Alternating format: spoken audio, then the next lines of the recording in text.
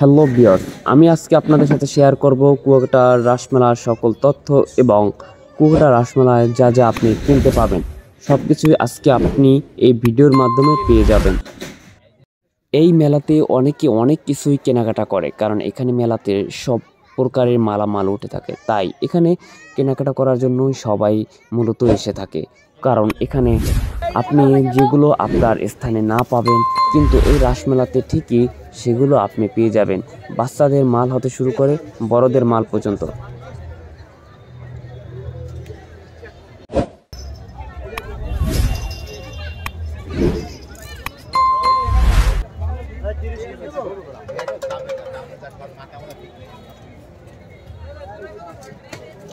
আপনার পছন্দের জিনিস আপনি এই রাসমেলা থেকে কিনতে চান, তাহলে আপনি একটু খোঁজাখুঁজি করলেই পেয়ে যাবেন আপনার পছন্দের মালটি।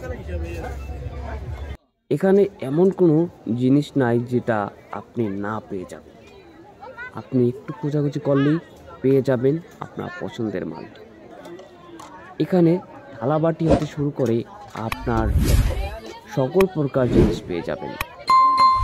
এখানে মানুষের ভিড় অনেক হয়ে থাকে, তার জন্য আপনাকে একটু সতর্ক থাকতে হবে, কারণ এখানে যেমন ভালো মানুষ আছে তেমনি পকেট মাইরও আছে।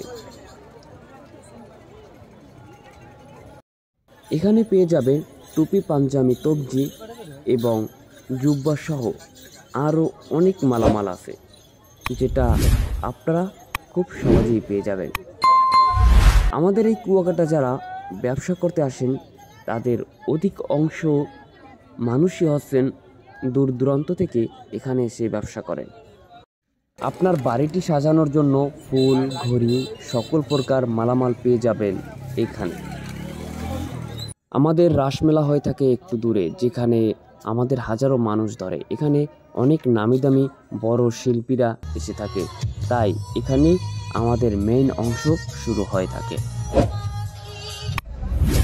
এই হলো দোলনা নৌকা এবং তার পাশে আছে নাগরদোলনা। এই দোলনা নৌকায় যারা ওঠে তারা সবাই আনন্দ পেয়ে থাকে।